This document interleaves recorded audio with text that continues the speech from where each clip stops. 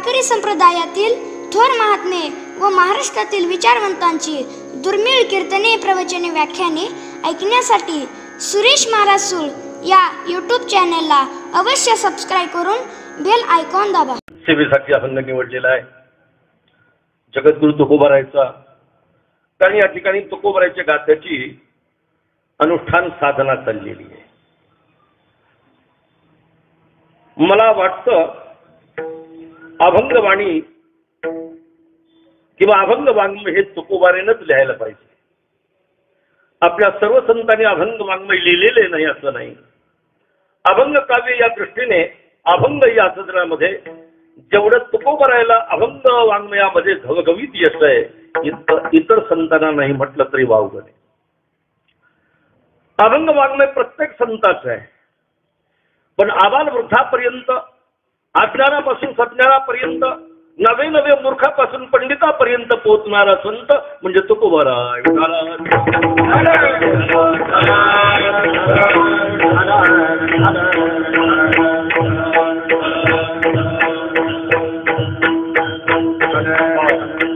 अभंग 4 चरणाचा आहे, तरी पण आपण जेवढं चिंतन करणं शक्य आहे तेवढं चिंतन करणार. मी रात्री सुद्धा बोललो, आता पुन्हा उच्चार करीत नाही. विठाला विठाला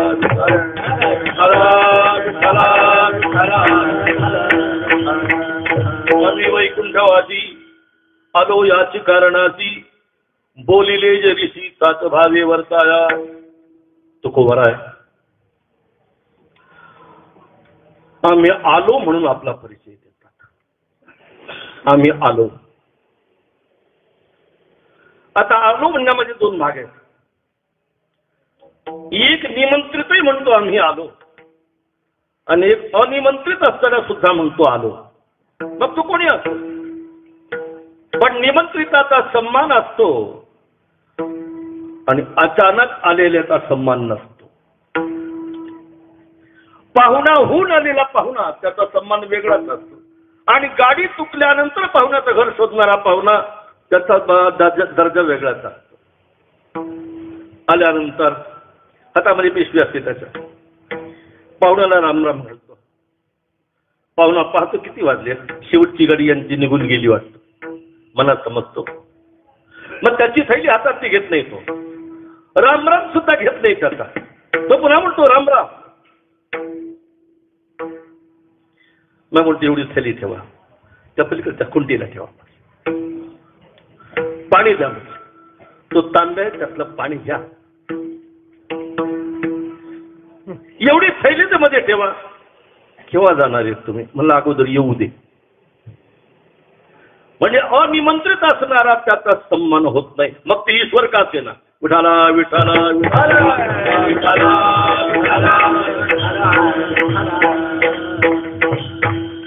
हो, याला प्रत्यक्ष उदाहरण म्हणजे पुंडलिकराय. भगवान परमात्मा वैकुंठाहून धावून आले, पंढरीत पोहोचले. जिथे पुंडलिकरायाची पितृसाधना चाललेली होती, तिथे पोहोचल्यानंतर भगवान म्हणतात, अरे मी आलो. आलो म्हटल्यात कोण ऐकायला तयार आहे? ऐकायला तयार नाही. अरे मी आलो. आलो म्हटल्यानंतर देवाने विचार केला, अरे माझ्या येण्याकरता यम ब्रह्मा वरुणेंद्र रुद्रमोतस्तुन्वन्ति दिव्यै स्तवैः वेदैः सांगपदक्रमोपनिषदैः गायन्ति यं सामगा. असा तुम्ही माझ्या येण्याकरता जो जन्म सहस्राचीसाठी आणि इंद्रादिका महाग भेटी तो परमात्मा. इथे आपण होऊन आलो, न बोलवता आलो. आल्यानंतर मी आलो आलो म्हणतो तरी हा सज्जन माझ्याकडे पाहायला तयार. आमच्या तुकोबारायला राग आला बरं का. काय पुंडलिका तुझं प्रेम काय होत चाललंय रे म्हटलं. तुझं प्रेम काय होत चाललंय म्हटलं. काय प्रेमे मातलासी आणि उभे केले विठ्ठलासी. मी आलो म्हणतो त्या उभं केले म्हटलं. ऐसा कैसा रे तू धीट. फक्त एवढं सांगता आलास ना, एक विठ फेकली याच्यावर उभा राहा. उभा राहिला तरी तसं उभा राहू नको. मी म्हणेन त्याप्रमाणे तुला उभा राहावं लागेल. म्हणजे उभा राहा दोन पायावर नाही, दोन पाय जोडून उभा राहा. असे हात करू नको, कमरेवर हात दे. इकडे तिकडे बघू नको, समदृष्टी ठेव. असं काही चिंतू नको, समवृत्ती ठेव. असा उभा राहत असतील तो उभा राहा. उठाला विठाला विठाला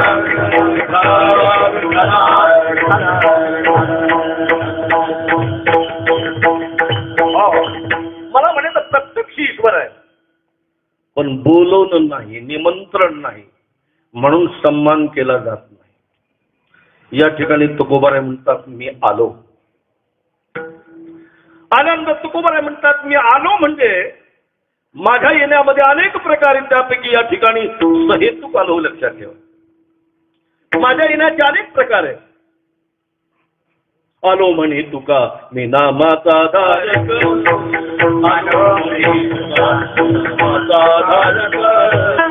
तुकोबाराय म्हणतात मी आलो. आलो म्हणण्यामध्ये तुकोबाराय परिचय देतात. तो कसा देतात? नामधारक मी आलो. कारण असं आहे, अपरिचित कोणीही कुठे जाऊ शकत नसतो. आपला परिचय आवश्यक असतो. आलो म्हणे तुका मी तुका आलो, नामधारक तुका मी आलो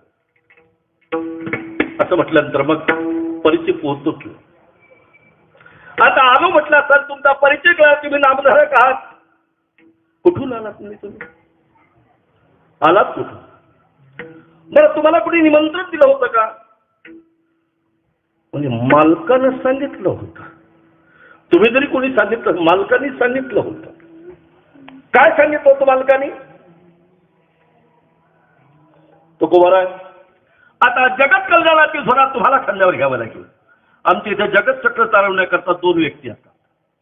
एक तर प्रत्यक्ष देव येतो आणि तेव्हा संत येतात. अगोदर संत पुढे जातात आणि ही जगत कल्याणाची धुरा खांद्यावर घेतल्यानंतर लोक त्यांची आज्ञा न मानण्यासारखे दिसले, अवहेलना करू लागले. मग ते देवाकडे येतात. देवा, धक्के खाण्याकरता मला पाठवलं का? म्हटलं आम्हाला कशाला पाठवलं? पुढं जा म्हणजे तुम्ही जगत कल्याणाकरता जा. आता उपदेश करा लोकांना आणि त्यांचं कल्याण करा. म्हटलं कसं कल्याण करा? आम्ही लोकांना सांगू लागलो, हरी हरी तुम्ही म्हणारे सकाळ. आलो आम्ही जगत कल्याणाकरता खांद्यावर धुरा दिली तुम्ही, आम्ही घेतली. त्यांच्या कल्याणाचा त्यांना उपदेश करू लागला. बाबा, हरी हरी तुम्ही म्हणारे सगळं, हरी हरी तुम्ही म्हणारे सगळं. तुम्ही कोण? तुकाराम महाराज. तुम्हाला काम धंदा नाही, आम्हाला काम धंदा नाही. आमच्या मागे मुलं बाळ, घरदार, शेती बोडी, उखळ मुसळ, कप बशी, साखर पत्ती, हे सगळं आमच्या पाठीमागे. आमच्या पाठीमागे कमी भानगड आहे. तुम्हाला काही काम नाही, आमच्या पाठीमागे तुम्ही लागलात. हे पहा, तुम्ही हरी हरी म्हणायला सांगायची गरज नाही. जमलं तर घेऊ, जमलं तर घेऊ. म्हणजे जगात होते का? नाही तो नाही जगा. आमच्या नादी लागू नका. विठाला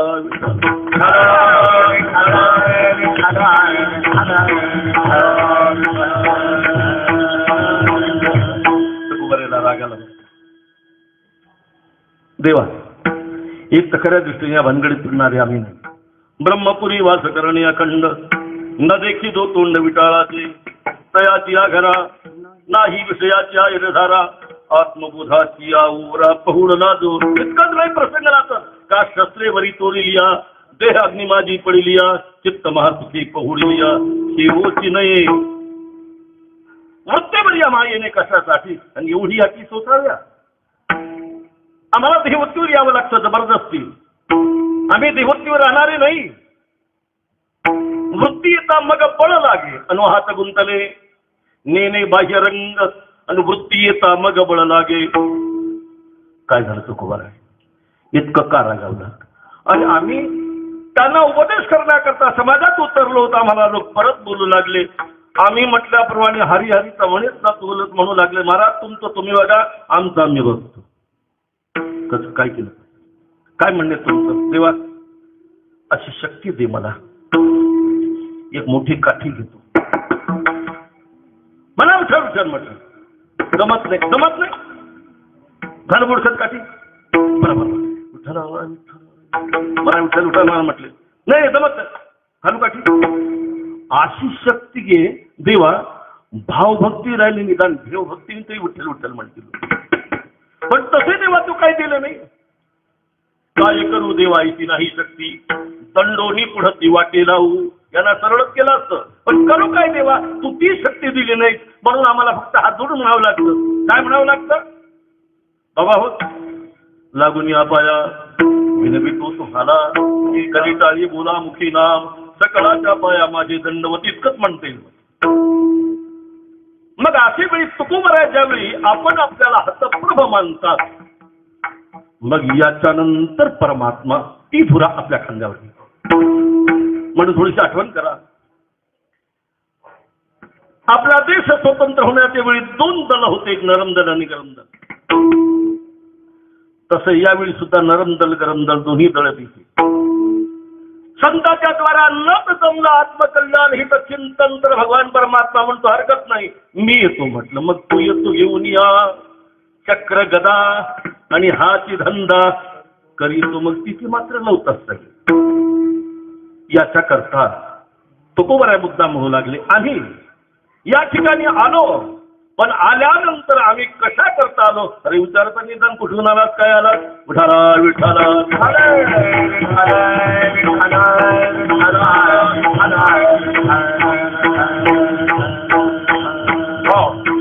बरं आमच्या येण्याची गरज नाही असं नाही. 3 गोष्टी जगाला गरज आहे. देव संत आणि शास्त्र या 3 गोष्टीची अत्यंत गरज आहे. एका येण एक कामान ये. शास्त्राशीच देव कळेल आणि शास्त्र असेल तरी संत कळतील. मग या 3 गोष्टीची अत्यंत गरज आहे. आणि आम्ही म्हणतो की आम्ही आलो उगी आम्हाला कोणी ओवाळला तरी महाराज तुम्ही आला खरा थोडं थांबा तुम्हाला धोंडे देऊ म्हटले. धोंड्याचा महिना आहे ना तुम्हाला वाळू धोंडे देऊ म्हणजे धोंड्या फिंड्याचा बी नादी लागणार नाही. आम्ही आलो कशा करता आम्हाला विचारा. अरे किती लांबून आलो त्याचा तुम्ही विचार केला का. विठाला विठाला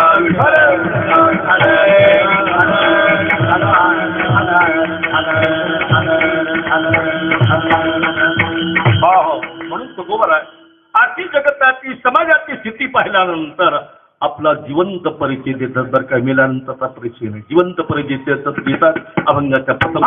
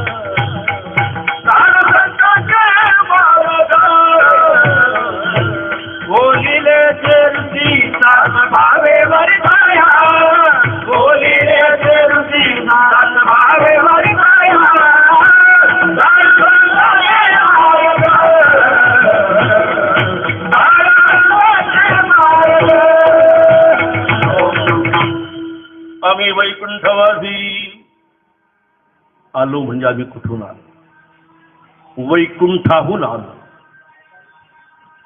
आम्ही वैकुंठवासी म्हणजे महाराज असा परिचय बरा वाटत नाही.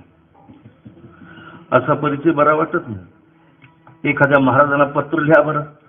श्री हरिभक्त परायण वैकुंठवासी अमुक महाराज उद्याला तुमचं कीर्तन आहे असा परिचय लिहा बरे कोणाच्या पत्रावर एखाद्या.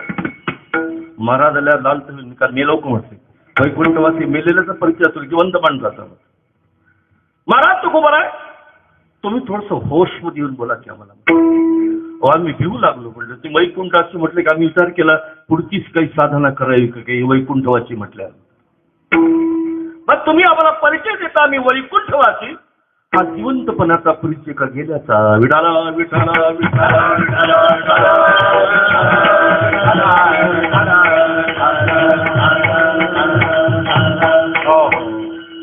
वैकुंठ या शब्दाचा अर्थ लोक वैकुंठ नाही, निज वैकुंठ सुद्धा नाही, वैकुंठ म्हणजे स्वरूप वैकुंठ.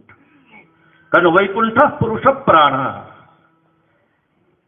या नामामध्ये विष्णू सहस्रनाम भाष्यामध्ये आचार्य लिहितात विकुंठा गती यत्र स वैकुंठ परमात्मा. ज्या ठिकाणी गती कुंठित होते त्याला म्हटलं जातं वैकुंठ. तो कोण? तर परमात्मा. ज्ञानोबाला विचारा, ज्ञानोबा हीच व्याख्या करतात. ज्ञानोबा हीच व्याख्या करतात वैकुंठ. ज्ञानोबा हीच व्याख्या करतात. ज्ञानोबा ज्ञानदेवा पाठ हरिहा वैकुंठ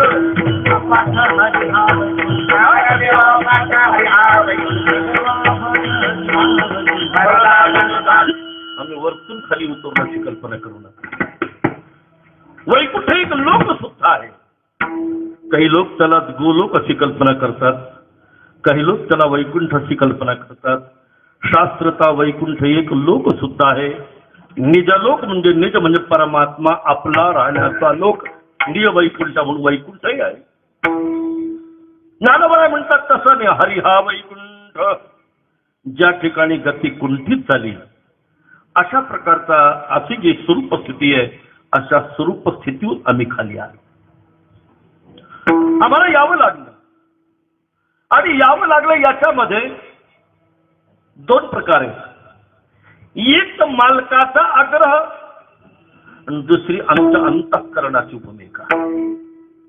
मालकाने सांगितलं तुकोबा आहे आता तुम्हाला जावं लागतं. न तुमच्याने जमलं तर मग आम्हाला सांगा ना.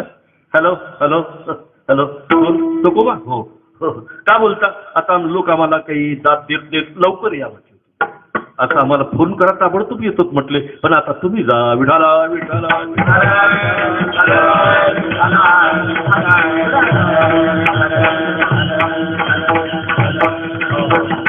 खरं म्हणजे वाईट वाटायची स्थिती नाही. वैकुंठवासी म्हटल्यानंतर मनाला धक्का देण्याची आणि काही आवश्यकता नाही. धक्का बसतो तो भाग वेगळा. कारण हा असली परिचय आहे.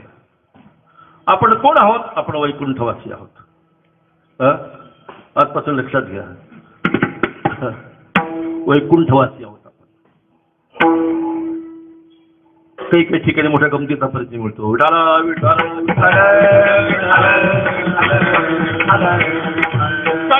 पत्र असतं त्याच्यात लिहिलेलं असतं आमच्याला अमक्या दिवशी इतकी वाजून इतकी मिनिटानं देवाज्ञा झाली.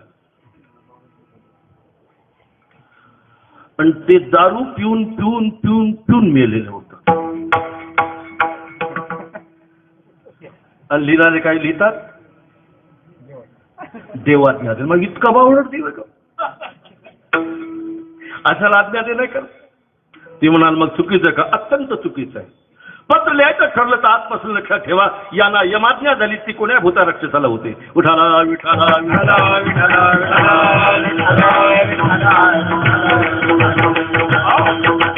अरे देवाची असतील त्याला देवाज्ञा देईल ना. तसं वैकुंठ म्हटल्यानंतर वैकुंठवासी म्हणून मनाला अशुभ मानायची गरज नाही. वैकुंठ म्हणजे परमात्माचं स्वरूप आहे. त्या स्वरूप स्थितीमध्ये आम्ही होतो. आम्हाला इथे येण्याची गरज नव्हती. एक तर आमच्या मनाची भूमिका बदलल्यामुळे आम्ही आलो आणि मुळात खरं पाहिलं असताना मालकानं सांगितलं. तुकोबा एका ठिकाणी म्हणू लागले आम्हाला यायचं नव्हतं पण आम्हाला धाडलं म्हणजे.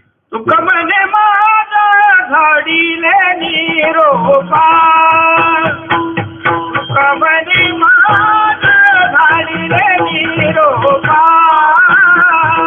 तुका म्हणे शालाक माणूस असतो ना तो लोटून गेलं तरी पडत नसतो घसरत नसतो.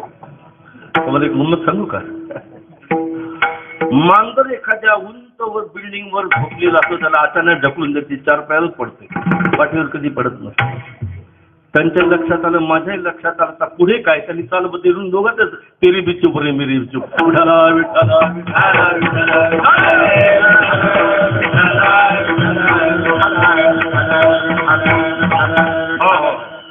चुक्कीची मुक्ती होती. चला तुका म्हणे मज धाडिले निरोपा. तुकोबराय म्हणतात आम्हाला पाठवलं, मालकाने पाठवलं, जा तुकोबरायाचा. ठीक आहे म्हणजे महाराज तुम्ही आपण आपल्याला लायक कसं समजलं येण्याकरता? मालक जा म्हटले पण तुम्ही आपण आपल्याला लायक कसं समजलं? म्हणजे कोण लायक आहे? या कार्याकरता लायकी कोणाजवळ आहे? लायक असणारे तेच पुरुष आहेत, सर्व नाही. त्याच्यामध्ये एक सूक्ष्म अजून एक आणि गुप्त आहे. मालकानं पाठवल्यानंतर सुद्धा कदाचित आम्ही ना म्हणून इशारा दिला असता, पण आम्ही बघितलं मालकाचं पाठवणं बरोबर आहे. आणि यांची ही दिसतात यांची अवस्था बी पाहिल्यानंतर असं वाटतं की बुडत हे जन नदे खदे डोळा आणि येतो कळवळा म्हणून या, येतो हिताचा कळवळा आणि पडती हाती म्हणून काळा. यांची स्थिती पाहिली आणि आमचं मन राहवलं नाही. मालकही का म्हटले आणि आम्ही निघालो. विठाला विठाला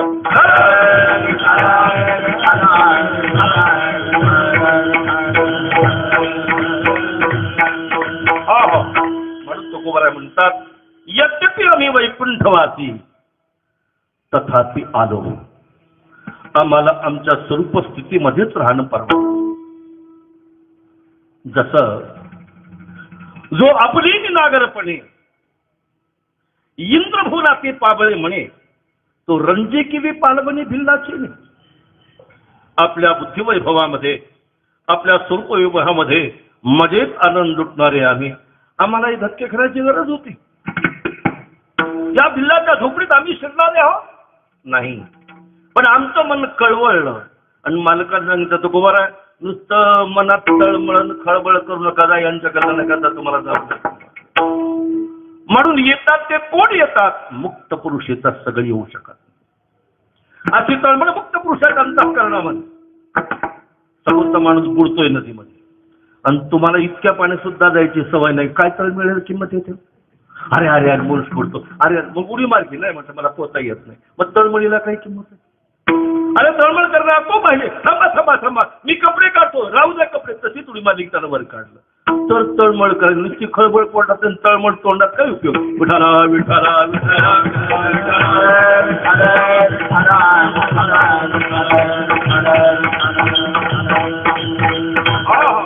तुकोबाराय आमचे तरबेज आहेत त्याच्यामध्ये. आम्ही आलो आम्ही आपल्या स्वरूप स्थितीहून आलो. पण महाराज आमचं एकच कारण येण्याचं, हे लोक निष्कारण काळाच्या दबड्यात चाललेले आहेत आणि आपण इथे कशाला आलो याची ना खबर नाहीये. देहाच्या गावा जयाला गे आले ती बंडवा तो कार्यार्थ गवा सांडून या. म्हणजे आम्हाला याची परिस्थिती तुकोबाराय अर्थात परिस्थिती मिळतो या सर्वसामान्याचा. म्हटलं काय करावं? श्रीमद भागवताच्या एकादश स्कंदामध्ये प्रसंग आहे. सृष्टवांगुरानि विविधान नदी आत्मशक्त्या वृक्षांतरी सुपशुं खगदंशवत्या तैस्तैरतुष्ट हृदयं पुरुषं विधाय ब्रह्मावलोकदिशनं मुदमापदेवा. पाहिलं सृष्टीच्या प्रारंभात इतिहास आहे. 83,99,999 युनिटचे प्राणी निर्माण केले, एवढे जीव निर्माण केले आणि त्या परमात्म्याने सिंहावलोकन केलं. हे बघू यांच्याकडे कोणालाच खबर नाही की कोण निर्माण करणारा, आपण कशा करता आलो, आपल्याला कुठे जायचंय, काय बेखबर बिलकुल. वाईट वाटलं की अरे अरे खोदा पहाड और लिकडी चुहिया, एवढा प्रयत्न केला शेवटी काही पत्रामध्ये म्हटलं. याला कोणालाही खबर नाही कोण निर्माण करणार आहे, कशा करता आपण निर्माण झालो, काहीच खबर नाही. ऐसिया देखून सृष्टी दे सुखद वाटे भगवंता दे म्हणून मानवीया प्रकृती ते अदरे अति निर्मिले. मोठ्या सायासानं बनवलेला प्राणी बरं काय. मनुष्य प्राणी म्हणजे भगवंताने आपली स्वतंत्र बुद्धी खर्च करून स्वतंत्र मटेरियल खर्च करून बनवलेला प्राणी बरं काय. हे मटेरियल कोणत्याच मडक्याला लागलं नाही. विठाला विठाला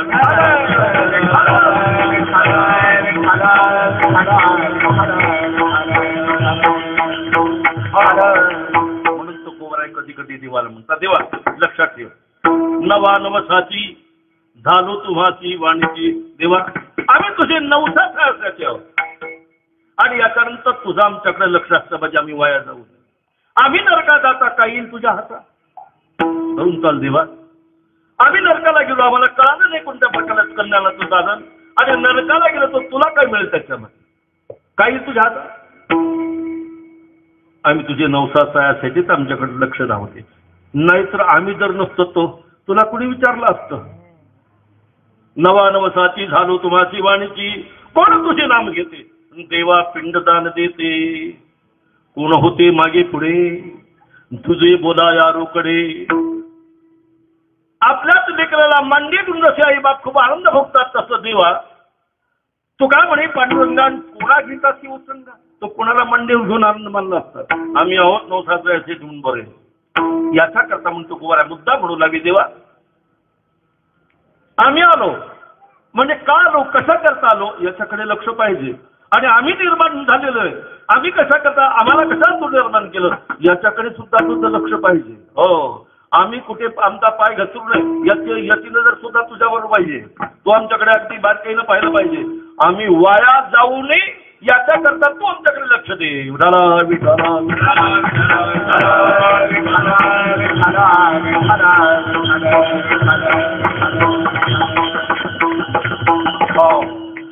म्हणून तुकोबारा या ठिकाणी मुद्दाम बोलतात आम्ही आलो मुद्दाम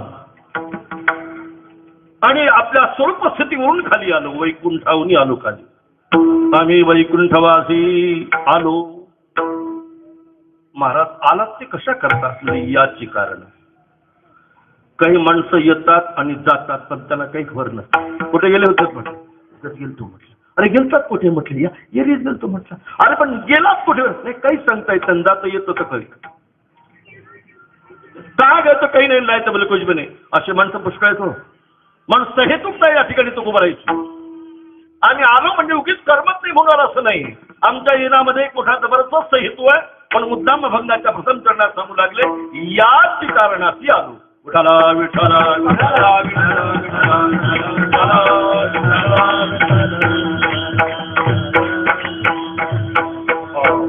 महाराज तुमचं येण्याचे नेमकं जे कारण आहे याच कारणाशी ते कोणतं कारण आहे म्हणतो गोवरा या अभंगाच्या प्रथम चरणाच्या उत्तरार्थात मुद्दाम बोलू लागले. बोलिले जे ऋषी सात भाव्या वर्ता सात भावे वर्ताया आलो. जे ऋषी बोलले ते वर्तन करण्याकरता आलो. जे ऋषी बोलले ते खरं वर्तन करण्याकरता आलो. जे ऋषी बोलले खरं असून कसं पाहिजे पुन्हा ते खरं असून बरं असलं पाहिजे. भावे वर्ताया आलो नाही तर वर्तन करण्याकरता नंदा घेऊन सुद्धा वर्तनच आहे तसं नाही. भावे वर्ताया आलो. कोण बोलले म्हणले ऋषी बोलले. आता कोणते कोणते ऋषी बोलले कोणत्या कोणत्या ऋषीकडे तुकोबाराची नजर आहे कोणा ठेव. विठाला विठाला विठाला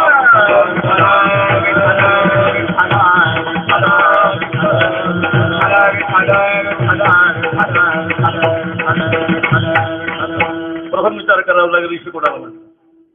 ऋषी माणसातलेच असतात का वेगळे कोणी असतात. वरतून कुठून वरच्या लोकातून कुठून आलेले असतात तेथे राहतात का खाली पाताळातून येतात तेथे राहतात ऋषी कोण असतात. बाकी काही भानगड पाहिजे गरज नाही. ऋषी गच्छति तत्त्वं ज्ञानम यत्र ऋषी ज्यांच्यामध्ये सस्वरूपाचं ज्ञान गतार्थ आहे त्याला ऋषी म्हटलं जातं. ऋषी गतौ गतिर् ज्ञानम ज्यांना आपल्या स्वरूपामध्ये ज्ञान ज्यांचा गतार्थ आहे त्यांना म्हटलं जातं ऋषी. अशी ऋषी पुष्कळ आहे. हजारोच्या संख्येने ऋषी आहेत. पण महाराज तुम्ही बोललेले जे ऋषी लिहिले जे ऋषी नाही बोलिले जे ऋषी जे ऋषी बोलले. मग आता जे ऋषी बोलले बोलले ते ऋषी का ऋषी बोलले. जे जे बोललेले ते ऋषी मग तुम्ही आम्ही ऋषी तेच की बोलतो की बोलतो नाही. बोलता सुद्धा यायला म्हणजे सगळ्याला बोलता येत नाही आणि सर्वांची एक भाषा नाही. बोलत असताना आपण पाहतो सर्वांना सारखं बोलता येत नाही. वाणीमध्ये दोन प्रकारची एक व्यक्त वाचा आणि एक अव्यक्त वाचा. एक व्यक्त वाचा आणि एक अव्यक्त वाचा. मनुष्य प्राणी सोडला तर संपूर्ण प्राणी मात्रांची अव्यक्त वाचा आहे. मग ते कीट पतंगापासून पाल सरड्यापासून पोपटापासून जेवढे प्राणी आहेत 4 पायाचे 2 पायाचे 8 पायाचे जेवढ्या पायाचे सर्वांच्या जवळ आपली भाषा आहे. नाही असं नाही. मोठ्याचं वासरू ओरडल्याबरोबर काही कळतं ते अंबरते, त्याची भाषा तिला कळते. प्रत्येक प्राण्याचे आपापले जे बंधू बांधव त्यांना परस्पर भाषा कळते, नाही असं नाही. पण या ठिकाणी जे जे असे बोलणार आहेत त्यांचा आणि बोलणं आणि तुम्हाला अभिप्रेत नाही. म्हणून बोलिले जे ऋषी मानव सुद्धा नाही. जे अतिमानव त्याला ऋषी म्हटलेले आमचे इथे मानव नाही. ज्यांनी मनुष्यत्वाला ओलांडून देवत्व प्राप्त केलेले असे अतिमानव म्हणजे ऋषी. विठाला विठाला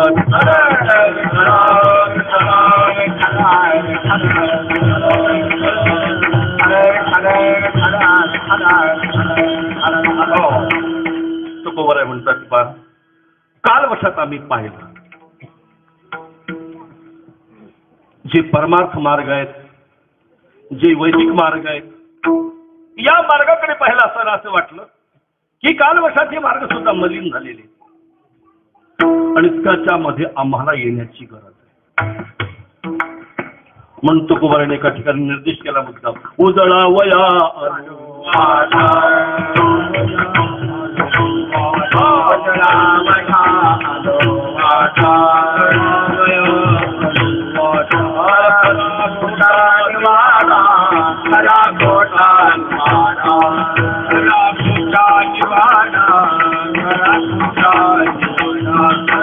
कालवशात मार्ग मलिन झाले, साधन मलिन झाले.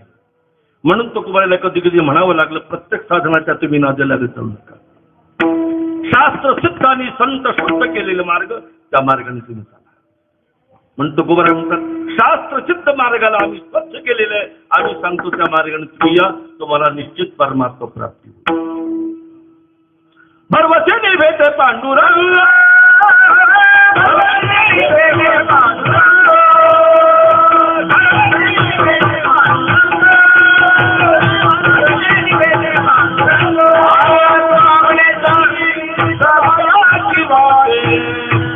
आमच्यावर विश्वास ठेवा. आम्ही त्या मार्गाने आणि चालतो त्याच मार्गाने तुम्ही या. भरवसेने भेटे पांडुरंग. महाराज तुमचा मार्ग परमात्मक आहे कशावर? तुमचं साधन बाधित होणार नाही कशावरून? तुमचं साधन पूर्व ज्ञातच असेल कशावरून? कारण परमात्मा त्याच्यामध्ये येत असतं जे अनधिगत असावं आणि इतर प्रमाणाच्या द्वारा बाधित होणारं नसावं त्याला म्हटलं जातं परमात्मक साधन. त्याला परमा म्हटलं जातं. आमचे साधन इतर प्रमाणाच्या द्वारा बाधित होत नाहीत आणि पूर्व कोणाच्याही द्वारा ज्ञात नाहीत. म्हणून अनधिगत असून जे अबाधित आहेत त्यालाच म्हटलं जातं प्रमा. म्हणून तुम्हाला सांगू लागलो आम्ही ज्या मार्गाने चाललो त्याच मार्गाने तुम्ही.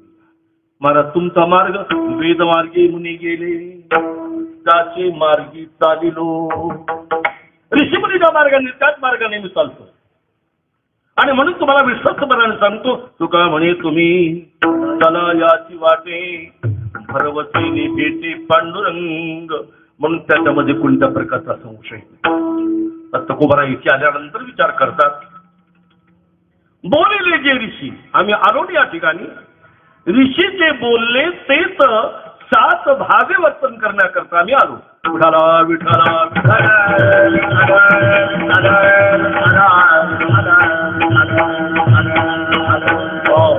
आता जगभर ऋषीला आपल्याला शोध करण्याची गरज नाही. पुराणांतरी हजारो ऋषींची संख्या आहे, एक नाही. आपल्याला या ठिकाणी आपल्या वैदिक पद्धतीनं ऋषी शोधावी लागते. त्यात तुकोबाराला इष्ट कोणते ऋषी आहेत जे बोलिले आणि ते 7 भावे वर्ताय आम्ही आलो. आमचे इथे 2 विभाग होतात. एक नास्तिक विभाग, एक आस्तिक विभाग. आस्तिक विभागामध्ये सुद्धा न्याय वैशेषिक, सांख्ययोग, पूर्वमीमांसा, उत्तर मीमांसा यांचे प्रत्येक ऋषी करते बरं का. असं समजू नका आपण म्हणत असतो की तावत ग्रजंती शास्त्रांनी जम्मुका विपनीयता नगरजती शक्ती यावत वेदांत केसरी. अजिंक्य शास्त्र वेदांत शास्त्र आपण म्हणतो आणि ते अद्वैत वेदांत हे संपूर्ण जेवढे शास्त्रकार आहेत आणि यांचे शास्त्र आहेत हे आपल्याला वेदांती मानतात आणि ते सुद्धा कसे म्हणतात अद्वैती पण वेगवेगळ्या पद्धतीने. कोणी विशिष्ट अद्वैती मानतो, कोणी द्वैताद्वैती मानतो, कोणी केवळ द्वैती मानतो, कोणी केवळ अद्वैती मानतो. पर्यायाने हे अद्वैतीच आहेत. मग विशिष्ट विशुद्ध द्वैताद्वैत अद्वैतीच आहे. आपण आपल्याला वेदांती म्हणतात नाही असं नाही. मग आपल्याला तुकोबाराय बोलिले जे ऋषी हे तुकोबारायचे ऋषी कोणते असतील शोधावं लागतील बरं काय. विठाला विठाला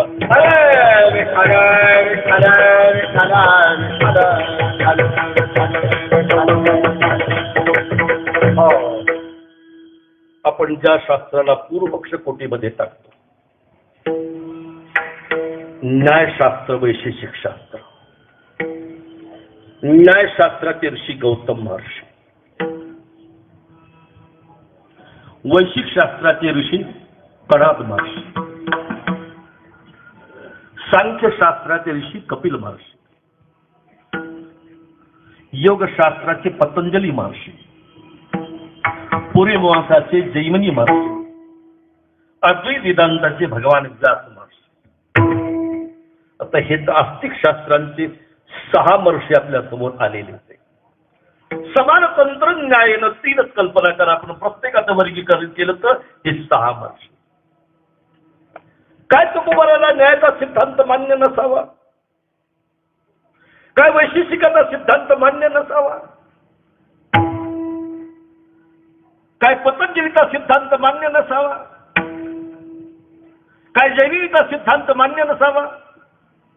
हे पहा, प्रत्येक हे आस्तिक आहे आणि आस्तिक असून आमच्या तुकोबाराला मान्य आहे. अद्वैत संप्रदायाला मान्य आहे म्हणून तुकोबाराला सुद्धा मान्य आहे. पण जे ऋषी बोलिले ते 7 भावे वर्ताया यापैकी कोणाचं मत म्हणजे तुकोबाराचं मत. विठाला विठाला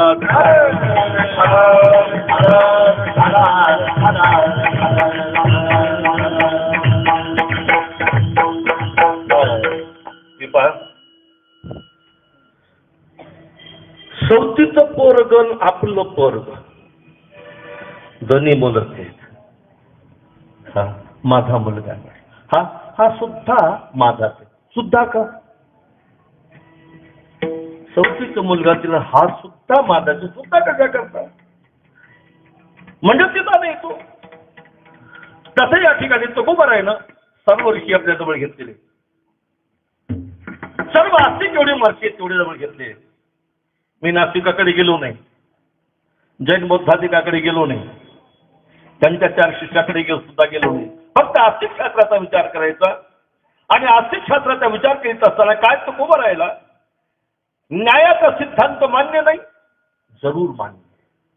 प्रत्येक शास्त्र आपापल्या पद्धतीनं आत्मसाक्षात्काराकरता जन्माला आले आणि यापैकी कोणतेही शास्त्र असो आस्तिक शास्त्रात कोण्याही शास्त्रातले आणि कर्ते अज्ञानी नाही. प्रत्येक ऋषी आहे. गौतम महर्षी आहे, कणाद महर्षी. अहो तेवढं ऋषित्व आपल्याजवळ येत नाही. कणादाला कणाद का म्हणतात माहिती का? शेतकऱ्यांनी खळं वगैरे केल्यानंतर मात्र सुद्धा काढून नेल्यानंतर खळ्यातलं जे काही भोवताली आणि धान्याचे कणस दाणे भोवताल पडलेले ते वेचून आणायची, भिजून खायची आणि त्याच्यावर आपली उपजीविका चालवायची आणि शास्त्र लिहायचं. सामान्य समस्या लिहायची. म्हणून कणांनी वाचली ती कणाद हा त्याला म्हटले. कण आणि वेचून खातात अशी त्यांची उपजीविका होती म्हणून कणा नक्की ती कणाद हा म्हटले. आपण पहा गौतम महर्षी यांचे काही अधिकार कमी नाही. म्हणजे पूर्वपक्षी कोटीमध्ये असते म्हणजे आपले ऋषी ते नाही असं. नास्तिक कदाचित आपले नाही म्हटलं चालेल पण आस्तिकाला सुद्धा नाही आपल्या म्हणणार तसं म्हणता येईल तसं. गौतम महर्षी तुम्हाला एक नंबर सांगतो. विठाला विठाला विठाला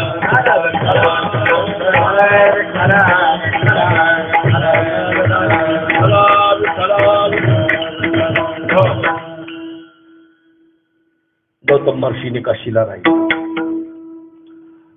गंगेच्या किनाऱ्याला झोपडी बांधलेली.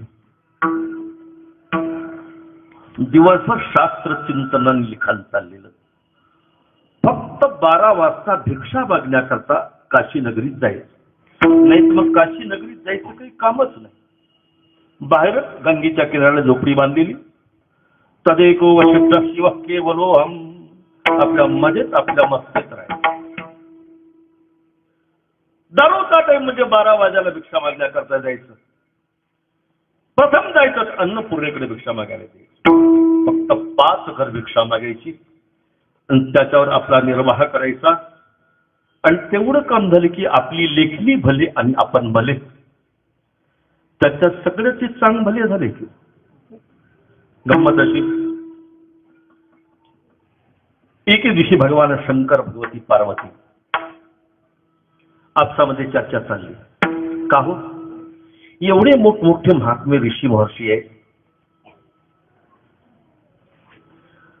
तुमचा विश्वास कोणत्या ऋषीवर आहे? तुमच्या जवळ अंतर्गत तुम्हाला ऋषी कोण वाटतो? म्हटली वेळ आल्यावर कळ तसं सांगता येणार. गौतम महर्षीने दररोज ठरल्याप्रमाणे 12 वाजता भिक्षा मागायला जायचं. भिक्षा पात्र हातामध्ये घेतलेलं आणि डोळे झाकून शास्त्र चिंतन करीतच गावात शिरायचं. इकडे तिकडे बघायचं सुद्धा नाही. गंगेचा किनारा, खूप उंच उंच खड्डे, आपण ज्याला वताड म्हणतो, खूप ओढे असली आणि कुठेतरी वरतून जाण्याकरता असा मार्ग, इकडे खोल इकडे खोल, दररोजचा मार्ग. पण याने मात्र लिखाण करता करता ठेवून जायचं, हातामध्ये ते आपलं भिक्षा पात्र घ्यायचं आणि डोळे झाकून चिंतन करीत जायचं. एक दिवशी जाता जाता पाय घसरण खोल बरीच जाऊन पडले गौतम महर्षी. 1 दिवस गेला, 2 दिवस गेले, 3 दिवस गेले. भगवती पार्वती म्हणते अन्नपूर्णेला, का तुझ्याकडे गौतम आला होता का? म्हटले नाही, या 2 दिवसात आला. अगं माझ्याकडे आला नाही. काय कारण आहे? म्हटलं दररोज भिक्षा मागण्याकरता येतो. मी का सांगायला, यांचा दर्जा किती मोठा आहे तुम्हाला कळेल. पूर्वपक्षाचे कोटी असले, कोटीचे असले तरी पण त्यांचा दर्जा कमी नाही. हे अज्ञानी जन नाहीत, कोणी हे ऋषी आहे. मग काय केलं पाहिजे? भगवती पार्वतीनं भगवान शंकराला बोलून घेतलं. सांगता हो, आज 3 दिवस झाले तो गौतम कुठे गेला याचा पत्ताच नाही. सकाळ जीवाचा काही तो सांभाळतो मी म्हणून घेता आपल्याला, आणि तो बिचारा कुठे याची खबर नाही. आज भिक्षा मागण्याकरता 3 दिवसापासून आलेला नाही. आज 4था दिवस, एके दिवशी आलेला नाही. बरं आता मी काय करू त्याला? मी काय करू म्हणजे? तुम्ही सर्वांचा सांभाळ करताना काय करू म्हणजे?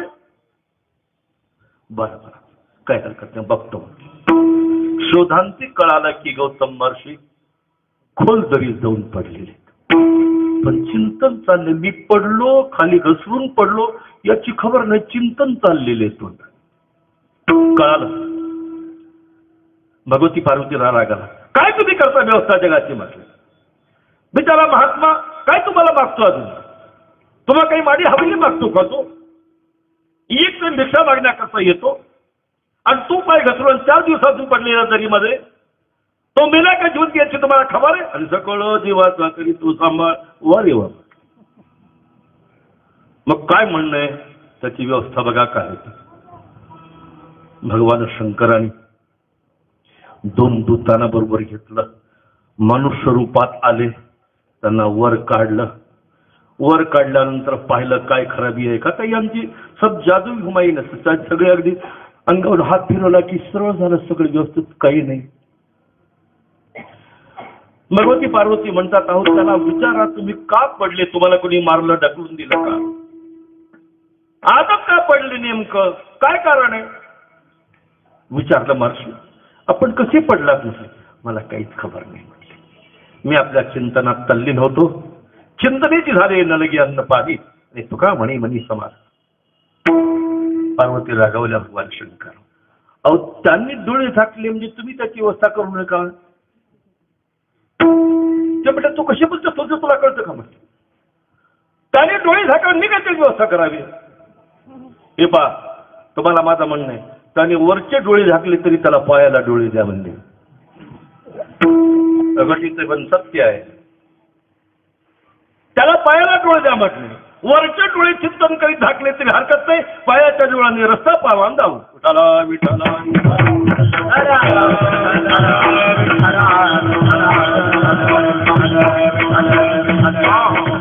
तथाच म्हटले भगवान शंकर. गौतम महर्षीच्या 2 पायाला 2 डोळे दिले. तेव्हापासून त्यांचं नाव अक्षपात असं नाव आलं. पादयोः अक्षिणी इति अक्षपात. ज्यांच्या दोन्ही पायाला डोळे म्हणून त्याला अक्षपात असं. म्हणून आद्य शंकराचार्य तर्कपादामध्ये ब्रह्मसूत्राच्या या दोघांचं नाव घेतात त्यावेळी मोठं आदरण म्हणतात, इति कलभक्षाक्ष चरणा. म्हणजे कणभक्षाक्ष चरणा. अक्षचरण म्हणजे गौतम आणि कणभक्ष म्हणजे कणाद, या दोघांचा उल्लेख करतात. इति कणभक्षाक्ष चरणा. म्हणून त्यांच्या दर्शनाला सुद्धा न्याय दर्शना नावानं अक्षपात दर्शनम.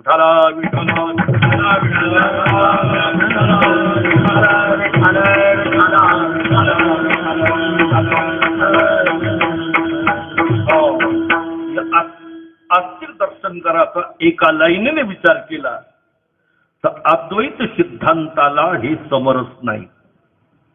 प्रत्येकाचा आपला पर्याय द्वैत येईल. कोणत्या कोणत्या प्रकारचा तो वेगळा असा भाग नाही ना, पण पर्यायने हे द्वैती. याच्याकरता यांच्याशी आपलं नातं जुळणार नाही असं तुकोबाराच्या लक्षात आहे. मग म्हणे महाराज तुम्ही 7 भावी वर्तन करण्याकरता आले ती ऋषी कोण? विठाला विठाला विठाला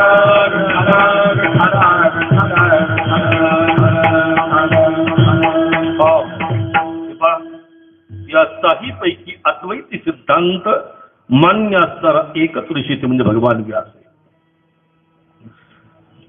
जैमिनीच्या मताशी आणि सहभागी नाहीत. याच्यानंतर पुन्हा कणाद गौतमाच्या मताला सहभागी नाहीत. पतंजली जैमिनी यांच्या मताला सहमत नाहीत. सहमत असतील तर आपल्याला एकच फक्त अद्वैत सिद्धांताचा रक्षक असणारं असं शास्त्र म्हणजे कोणतं? अद्वैत वेदांत शास्त्र. याचे करते म्हणजे भगवान व्यास. या ठिकाणी तुकोबाराचा एकमेव निर्देश असेल आस्तिकापैकीच भगवान व्यासाकडे ऋषी म्हणून. विठाला विठाला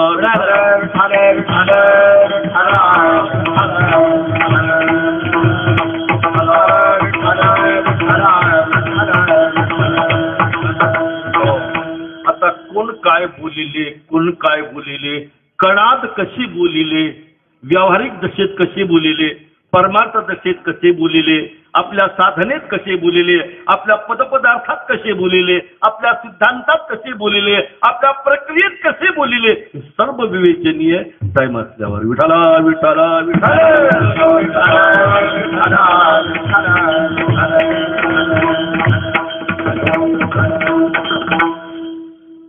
सात वर्ताया आम्ही आलो. कशा करता? खरोखर त्यांनी जे आणि वर्तन केलं ते आम्ही वर्तन करण्याकरता. त्यांनी ज्या मताची स्थापना केली त्या मताची स्थापना केल्यानंतर आम्ही त्याच मताचं अनुक्रमण करणार आहे. या मताचं अनुकरण आम्ही केलं. ज्ञानोबाला विचारा, तैसा व्यासाचा मागोवा घेत. ज्ञानोबा म्हणतात आम्ही व्यासांचा मागोवा घेतला, कणादाचा मागोवा नाही. आणि घेतला तर मागोवा घेता येईल, अनुसरण करता येईल, अनुकरण करता येणार. कारण अनुसरण करणे आणि अनुकरण करणे याच्यामध्ये फरक आहे. अनुसरती म्हणजे केवळ मागे जाणे, त्यांच्या मागे मागे मागे जाणे हे अनुसरण.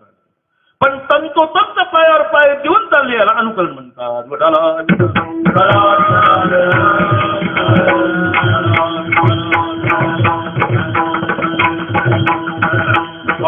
मग डोळे झाकून ज्याच्या मताचं अनुकरण करता येईल असे कोण आहे?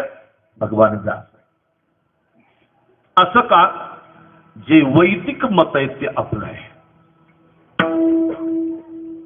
तुम्हाला सांगू, भगवान भाष्यकार सांख्याला म्हटलेले की अवैदिकम हितात, हे अवैदिक मत आहे म्हटले, वेद संमत नाही. कणादाला अवैदिकम हितात, जैमिनीला सुद्धा अवैदिक मत म्हणून मानतात. एवढं अद्वैतावर ज्यांचं निष्ठावंत प्रेम आहे असे भगवान व्यास. आणि भगवान व्यासाने जे मत स्थापित केलेले त्याचे मानते उपभोक्ती तुकोबर आहे. विठाला विठाला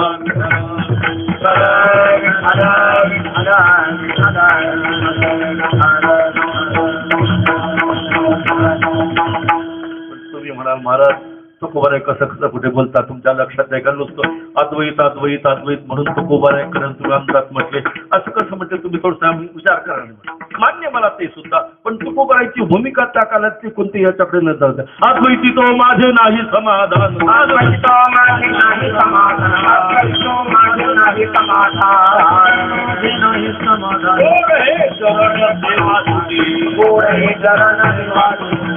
तुकोबरायचं म्हणतात मला अद्वैत आवडत नाही. पण यावेळी तुकोबरायचं रहस्य बोलण्याचं काय,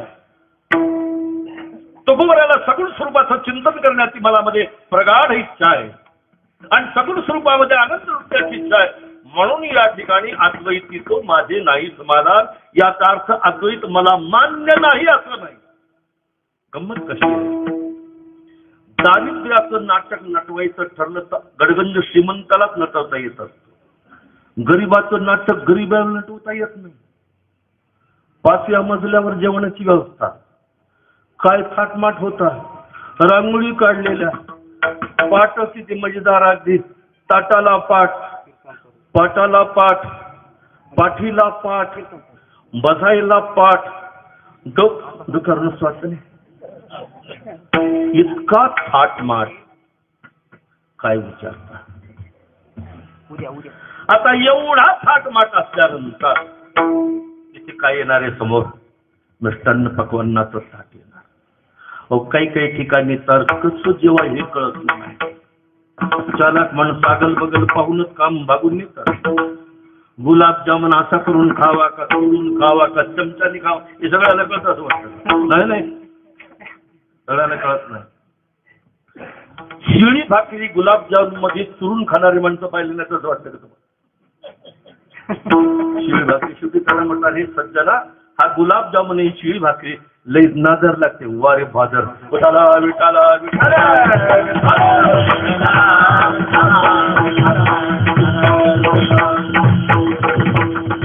आता आजकालची पद्धती सांगायचीच गरज नाही. फार फार भले माणसं मोठं अगदी गमतीने जेवण करतात. डायनिंग टेबल येऊन बसवल्यानंतर पहिलं तर टोपल्यावर भड भड भड ते अवजारच आणून टाकतो. मग जीव घालते ऑपरेशन करतात पण असतं. मग ते तोडायचं वेगळं, ओढायचं वेगळं, चमचा वेगळा, काटा वेगळा, चिमटा वेगळा. आता अशा वेळी शेवटी शहाणा असेल तर अगल बगल पाहून काम भागवतो.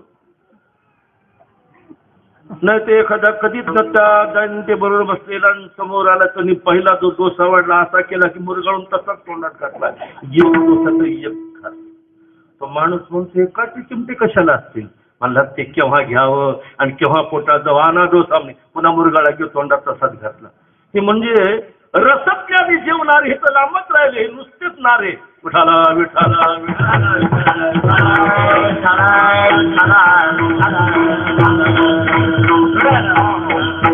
तुम्हाला तेच सांगू लागलो. एवढा थाटा माटात अगदी रांगोळी काढलेला म्हणजे पंचपक्वाने मिष्टान्न ताटामध्ये आलेले.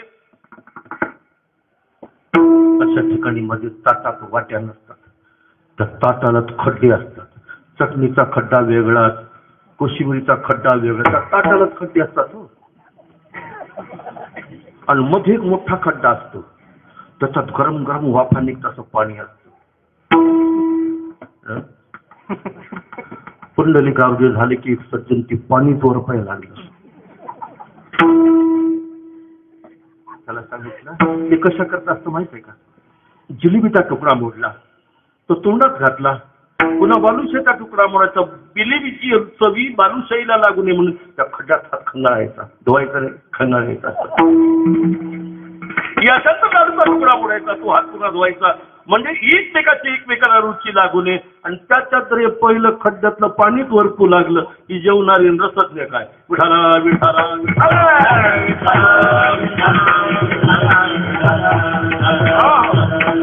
याच्यानंतर थाटामाटात जेवणे झाल्यानंतर मला ते सांगितलं बघतो. श्रीखंडाची वाटी असं मध्ये घेतली यजमानाने. त्याला वाटतं इतकं मजेदार जेवणाची व्यवस्था कोण करू शकतो? महाराज पोटभर जेवा. काय म्हणतो महाराज?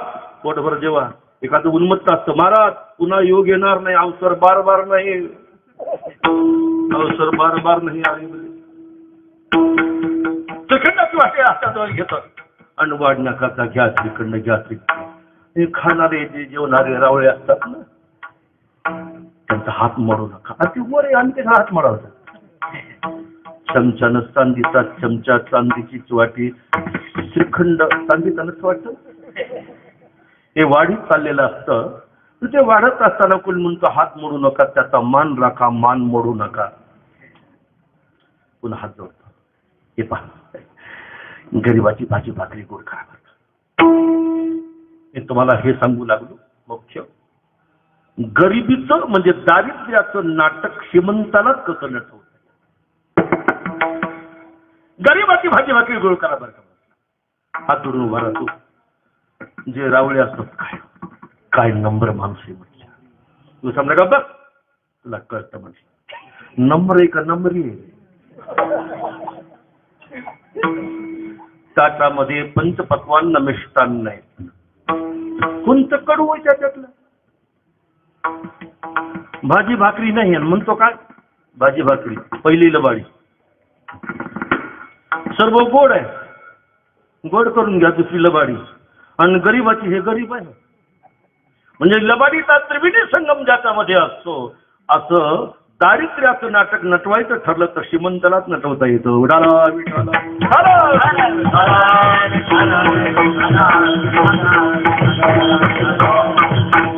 तसं निर्गुणाचा ज्याला आणि अनुभवाय साक्षात्कार आहे त्यालाच सगुणाचा आनंद लुटता येतो. अद्वैत तो माझे नाही समाधान कोण म्हणतात?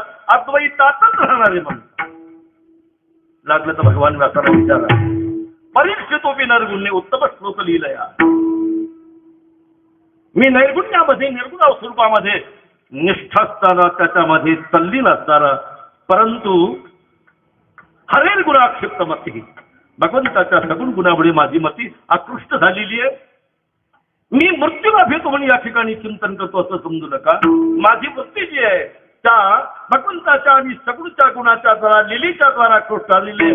म्हणून या ठिकाणी श्रीमद भागवताचं अध्ययन करतो. याचा अर्थ मृत्यूला भेटतो असं समजू नका.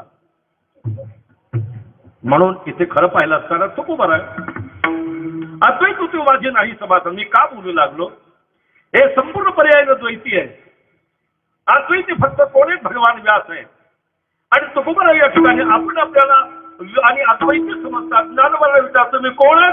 म्हणजे देऊ बोलिले एक तुझे नाही. आपलं मत थोडक्यात ज्ञानोबा. श्लोक 37 अध्याय 18 चे लेख. देऊ बोलिले एक तुझे नाही. एक म्हणजे अद्वैत. विठाला विठाला विठाला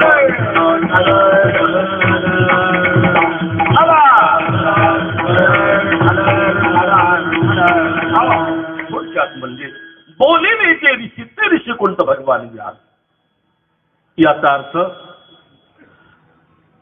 कणादाला मानायचंच नाही, गौतम महर्षीला मानायचंच नाही, जैमिनीला मानायचंच नाही, इतर कोणाला किंमतच द्यायची नाही असं नाही. प्रत्येक शास्त्र आपापली भूमिका घेऊन समोर आली आणि आपलं आपलं क्षेत्र आहे.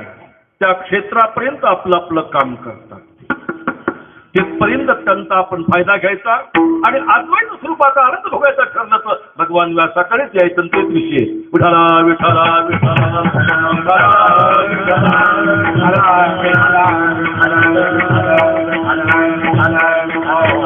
नाही ते वैदिक तत्वज्ञान आपल्या समोर काय आहे?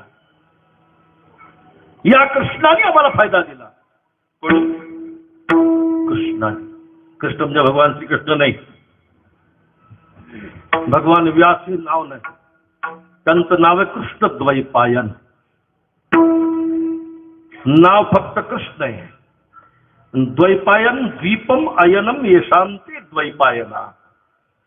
द्वीप म्हणजे पर्वतीय प्रदेश, अयन म्हणजे ठिकाण ज्यांचं आहे म्हणून त्याला द्वैपायन म्हटलं. नाव कृष्ण आहे म्हणून नावा त्याला आता कर्मधारे समाप्त करा. कृष्णश्चासो द्वैपायना इथे कृष्ण द्वैपायना. म्हणून भगवान व्यासाचं नाव कृष्ण आहे आणि व्यास ही त्यांची पदवी आहे बरं का. म्हणून कलियुगाच्या प्रारंभी व्यापाराच्या अंतिम कलियुगाला प्रारंभ होणार अशा वेळी भगवान व्यास अवतीर्ण होऊन त्यांनी काय केलेलं आहे? मुळात एकम वेदम चतुर्धा विभज्येत म्हणून व्यास या शब्दाचा अर्थ होतो व्यस विभागे. याच्यामध्ये असताना व्यस धातू विभाजन करणे अर्थ